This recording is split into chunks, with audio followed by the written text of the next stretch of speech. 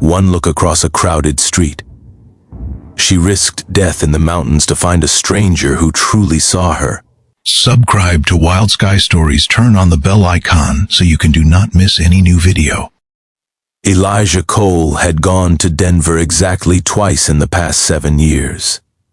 The first time had been to sell furs and purchase supplies that would last him through another brutal mountain winter. The second time had been 3 months ago, when loneliness had carved such a deep hole in his chest that he thought perhaps the noise and chaos of civilization might fill it. He had been wrong about that, but he had not been wrong about what he saw there. She had been standing outside the mercantile, her copper hair catching the autumn sunlight like it was made of fire itself. She wore a dress the color of spring violets, and she held a leather-bound book against her chest, as if it were something precious, something sacred. A man had approached her, tall and well-dressed with silver at his temples, and Elijah had watched her smile falter, watched her shoulders draw inward like a flower closing against the cold. The man had taken her arm and she had gone with him, but she had glanced back once, her eyes sweeping across the crowded street. For one impossible moment, her gaze had met Elijah's, and something had passed between them that he could not name. He had thought about her every single day since.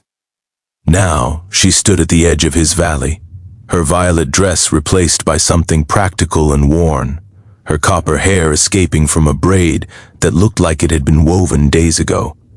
Behind her, a mule carried what appeared to be everything she owned in the world, which was not much. Her face was thinner than he remembered, and there were shadows beneath her eyes that spoke of sleepless nights and hard roads. Elijah set down the axe he had been using to split firewood and wiped his hands on his trousers. His heart was beating so hard he could feel it in his throat. She had not seen him yet. She was looking at the cabin, at the thin trail of wood smoke rising from the chimney, at the garden he had planted and the pen where his 2 goats stood watching her with curious eyes. She looked lost, she looked found, she looked like everything he had ever wanted and never believed he could have. He walked toward her, his boots crunching on the frost-hardened ground. When she heard him coming, she spun around, and he saw fear flash across her face before she recognized him.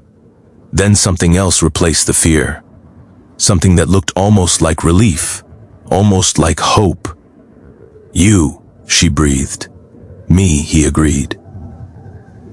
They stood there for a long moment, neither of them speaking, the mountain wind carrying the scent of pine and snow between them. "I saw you," she finally said, her voice barely above a whisper, "in Denver, 3 months ago. You were watching me. I asked about you. The man at the general store said you were a mountain man, said you lived alone in a valley that nobody else could find, said you were half wild and spoke to no one." She paused, and he watched her swallow hard. "I asked him how to find you. And he told you?" "He said to follow the river north until it split, then take the eastern fork until the aspens gave way to pine. He said to look for the cabin built against the red rock face." She gestured behind her, at the path she had taken. "He said if I made it that far, I would either find you or find my death. He said most people found their death." Elijah felt something twist in his chest. The journey she described was dangerous even for someone who knew these mountains. For a woman alone, with nothing but a mule and whatever courage she carried in her heart, it was nearly impossible. "Why?" he asked, and he heard the roughness in his own voice. "Why would you risk that?" Her eyes filled with tears, but she did not let them fall. She lifted her chin and he saw the same strength he had seen in Denver, the same quiet fire that had burned beneath her polite smile. "Because the man you saw take my arm is dead now," she said. "He was my husband's father. My husband died of fever 2 years ago and his father took control of everything, including me. He had plans for me, Mr. Cole, plans that involved marrying me to a business partner who looked at me like I was livestock. For sale." She drew a shaking breath. "When he died 3 weeks ago, I took what I could carry and I ran. I ran to the only person who ever looked at me like I was a human being worth seeing." Elijah stood very still. The wind cut through his wool shirt, but he barely felt it. All he could feel was the weight of her words, the magnitude of what she had done, the impossible fact that she was here, standing in his valley, looking at him like he was her salvation. "You don't know me," he said slowly. "You saw me once, for less than a minute, across a crowded street." "I know," she said, and a single tear escaped down her cheek. "I know how mad it sounds, but I have spent the last 2 years being known by everyone and seen by no one. I have smiled at dinner parties while my soul withered inside me. I have worn beautiful dresses and eaten fine food and slept in a beautiful room, and every single night I have dreamed of freedom." She wiped her cheek with the back of her hand. "When I saw you looking at me, I felt seen for the first time since my husband died. Maybe for the first time ever. I cannot explain it. I can only tell you that it was real." Elijah's throat felt tight. He understood what she meant, because he had felt it too. In that single moment when their eyes had met, he had felt a connection that defied logic, that transcended the boundaries of strangers and circumstance. He had felt like he had found something he had been searching for his entire life without knowing. Gee, he was searching. "It's going to snow tonight," he said, because he did not trust himself to say anything else yet. "Hard snow, mountain snow. You can't travel in it." "I know. The cabin is small. 1 room, 1 bed. I have a bedroll." He shook his head, something cracking open inside his chest. "No, you'll take the bed. I've slept on worse than the floor." She opened her mouth to argue, and he held up his hand. "We'll figure out the rest in the morning," he said. "Right now you need food and warmth and rest. You look like you haven't slept in days." 4, she admitted. "I was afraid to stop for too long. I was afraid they would find me." "No one will find you here," Elijah said, and he heard the promise in his own voice, fierce and absolute. "I won't let them." He took the mule's lead from her cold fingers and began walking toward the cabin. After a moment he heard her footsteps following him, and something in his chest unclenched, just a little, just enough to let him breathe. Her name was Clara. Clara Whitmore. Though she said she had never felt like a Whitmore, had never felt like she belonged to the family she had married into. She sat at his rough-hewn table and ate the stew he had made, and she told him about her life in pieces and fragments, like a shattered mirror slowly being reassembled. She had been a school teacher before her marriage. She had loved books and children, and the way knowledge could transform a person from the inside out. Her husband, and had been kind enough, distant enough, a man who wanted a wife, because society expected him to have one, rather than because he wanted her specifically. When he died, she had expected to return to teaching, to return to the life she had known before. Instead, she had found herself trapped in a gilded cage, her late husband's father controlling every aspect of her existence. He wanted to merge his business with another company, Clara said, her voice flat with remembered pain. The other owner wanted a young wife. It was convenient for everyone except me. "And no one cared what you wanted," Elijah said. "No one ever asked." He told her about himself too, though the words came harder for him. He had been a soldier once, had seen things that still visited him in his nightmares. After the war ended, he had found that he could not exist in the company of other people without feeling like he was choking. The mountains had called to him, had offered him silence and solitude, and a chance to become someone new. "Do you get lonely?" Clara asked, and there was genuine curiosity in her eyes. "Yes," he admitted, "every single day. But the loneliness felt safer than the alternative. And now..."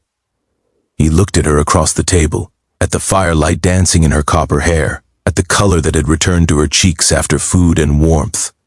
She was the most beautiful thing he had ever seen, and not just because of the way she looked. She was beautiful because she was brave, because she had risked everything on the strength of a single moment, because she had crossed impossible mountains to find something she could not even name.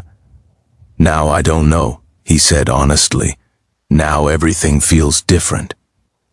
The snow came that night, just as he had predicted. It howled outside the cabin walls, piling up against the door and windows, sealing them inside together. Elijah lay on the floor beside the fire, wrapped in blankets that smelled like wood and pine, and he listened to Clara's breathing from the bed. She was not asleep. He could tell by the rhythm of her breath, by the small sounds of her shifting beneath the quilts. "Elijah?" Her voice was soft, barely audible above the wind. "Yes, I'm scared." He sat up, his heart lurching. "Of the storm? No. Of what happens next. Of having nowhere to go if you send me away. Of wanting something so desperately that I crossed a mountain to find it, only to discover that it was all in my imagination." He rose from his place by the fire and crossed to the bed. In the darkness, he could just make out the shape of her, sitting up against the pillows, her hair loose around her shoulders. He knelt beside the bed, putting his face level with hers. "I'm not going to send you away," he said. "Not unless you want to go." "I don't want to go." "Then stay. Stay as long as you want. Stay forever, if that's what you want." He reached out, slowly, giving her time to pull back, and touched her cheek with his calloused face. She was warm, so warm, and when she leaned into his touch, he felt something unlock inside him that had been closed for so long he had forgotten it existed. "I'm not an easy man," he warned her. "I forget how to talk to people. I have nightmares that wake me screaming. I don't know how to be a husband or a partner, or any of the things you probably need. I don't need any of those things," Clara whispered. "I just need someone who sees me, someone who wants me to be free." "I see you," Elijah said, and his voice broke on the words. "I saw you the moment our eyes met in Denver. I saw you and I thought, there she is. There's the person I've been waiting for my whole life." Clara made a sound that was half laugh, half sob, and then she was kissing him, her hands tangling in his hair, her lips soft and urgent against his. He kissed her back with all the loneliness and longing that had built up inside him for 7 years, with all the love he had never expected to feel, and did not know how to express. When they finally pulled apart, both of them breathing hard, he rested his forehead against hers. "Stay," he said again. "I'm staying," she promised. The winter was long and hard, but they survived it together.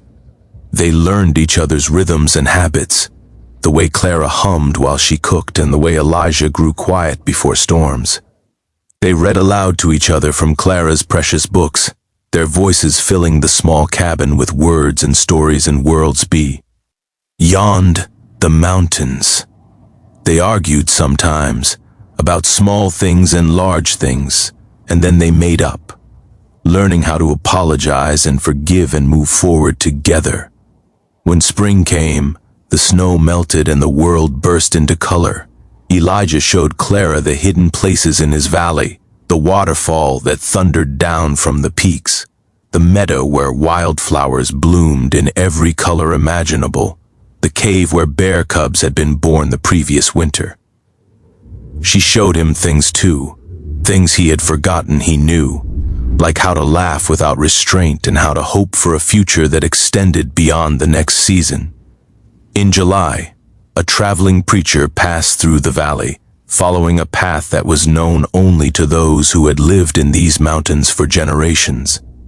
Elijah had traded with him before, exchanging furs for coffee and sugar and news of the outside world.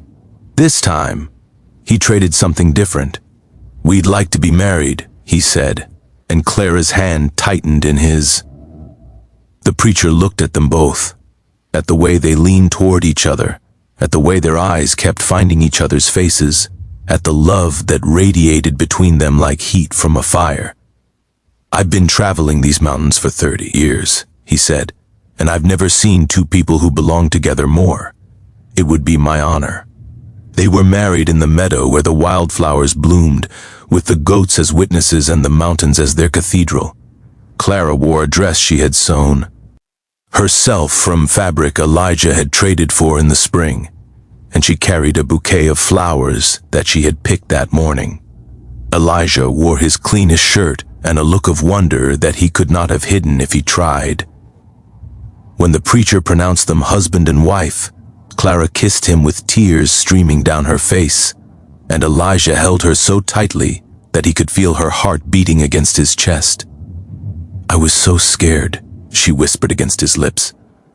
"When I left Denver, I was so scared that I was making a terrible mistake, that I was chasing a fantasy, that you wouldn't want me. I wanted you from the first moment I saw you," Elijah said. "I just never believed I could have you. I never believed I deserved something this good." "We deserve each other," Clara said. "We deserve this life. We built it together, from nothing, and it's ours." She was right. The life they had built was theirs, and it was everything Elijah had never known he wanted. It was Clara laughing while she chased the goats around the pen. It was long winter nights reading by the fire, her head on his shoulder, her breath warm against his neck. It was spring mornings working in the garden together, summer afternoons swimming in the cold mountain lake, autumn evenings watching the aspens turn gold against the blue sky. It was love, in all its complicated and simple forms. It was belonging. It was home. Years later, when their children played in the meadow and their hair had turned gray with time and experience, Clara would still sometimes look at Elijah across a crowded room, or a quiet dinner table, or the small cabin that had become filled with life and laughter, and he would look back at her with the same wonder he had felt that first day in Denver, the same certainty that he had found something precious and rare. "Do you ever regret it?" he asked her once, when the children were grown and gone, and it was just the two of them again, together in the valley where everything had begun. Leaving everything behind? Coming to find a stranger in the mountains? Clara took his weathered hand in hers and pressed it to her heart. "I didn't find a stranger," she said softly. "I found you. I found the person my soul had been searching for my whole life. How could I ever regret that?" Elijah pulled her close, breathing in the scent of her hair, feeling the weight of her against him, this woman who had crossed impossible mountains to find him. "I love you," he said, as he had said every day for decades. "I know," she replied, as she always did. "I loved you first,